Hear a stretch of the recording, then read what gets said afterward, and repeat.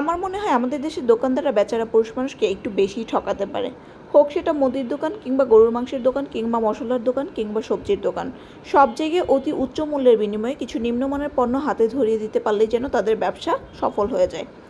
আমার হাতে যে দারচিনিগুলো দেখতে পাচ্ছেন এগুলো খুবই নিম্নমানের দারচিনি। খুবই পাতলা, ফিনফিনে এবং ঠসঠসে কিছু দারচিনি, যেগুলোর স্মেল খুবই কম। অর্থাৎ পবিত্র ঈদুল আজহাকে সামনে রেখে কিছু অসাধু ব্যবসায়ী অপরিপক্ক গাছ থেকে এই দারচিনির বাকলগুলো সংগ্রহ করে নিয়ে আসছে বাজারে অতি উচ্চ মূল্যে বিক্রি করার লোভে। আর এ পাশে যে কিছু দারচিনি দেখতে পাচ্ছেন, এই দারচিনিগুলো মাসখানেক আগে এনেছিল। এই দারচিনিগুলো দেখুন একটু মোটা এবং কালারটাও লালচে ইটের মতো। যে দারচিনিগুলো একটু মোটা হবে আর কালারটা ঠিক টকটকে লাল হবে, সেই দারচিনিগুলো হচ্ছে পরিপক্ক গাছের দারচিনি, এবং সেই দারচিনি দিয়ে আপনি যদি মাংসের তরকারি রান্না করেন, গন্ধেই আপনার পেট ভরে যাবে। নিম্নমানের দারচিনি আর উচ্চমানের দারচিনি দিয়ে তরকারি রান্নার মধ্যে আকাশ পাতাল পার্থক্য আছে। আর এখানে কিছু এলাচ দেখাবো। দেখেন এলাচগুলো কোনোটা সবুজ, কোনোটা হচ্ছে সাদা, কোনোটা হচ্ছে বাদামি কিংবা কোনোটা হচ্ছে কালচে রঙের। অর্থাৎ প্রতি বছর বিভিন্ন অবশিষ্ট যে এলাচ থাকে, পুরাতন সেই এলাচগুলোকে একসাথে করে বাজারে অতি উচ্চ মূল্যে ঈদের আগে বিক্রি করছে ব্যবসায়ীরা।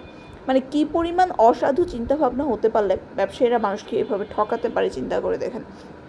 ভালো এলাচ সবসময় সবুজ হবে, সেটা লম্বাটে হবে এবং বীজগুলো পরিপুষ্ট থাকবে। কখনো ফাটা কিংবা হচ্ছে কালচে বা এরকম বিভিন্ন কালারের এলাচের মিক্স থাকবে না একসাথে। ভালো এলাচ দিয়ে কোনো মাংস রান্না করলে সেই মাংসের স্বাদ বেড়ে যায় দ্বিগুণ। অর্থাৎ মশলা কেনার ক্ষেত্রে আপনারা অবশ্যই সচেতন হবেন, না হয় ব্যবসায়ীরা আপনাদেরকে অবশ্যই ঠকিয়ে দিবে, আর ঠকানোই হচ্ছে ব্যবসায়ীদের ধর্ম, এটা মনে রাখবেন। আমি এখন আপনাদেরকে আরও একটা জিনিস দেখাবো। আমার হাতে কিছু তেজপাতা আছে, আর এই তেজপাতাগুলো দেখুন, সবগুলো তেজপাতা কত নিম্নমানের। অর্থাৎ কোরবানি ঈদকে সামনে রেখে কিছু অসাধু ব্যবসায়ী অসাধু উদ্দেশ্যে, প্রতারণার উদ্দেশ্যে, লোক ঠকানোর উদ্দেশ্যে হচ্ছে তারা এই ধরনের নিম্নমানের পণ্য বাজারে উচ্চ মূল্যে বিক্রি করছে।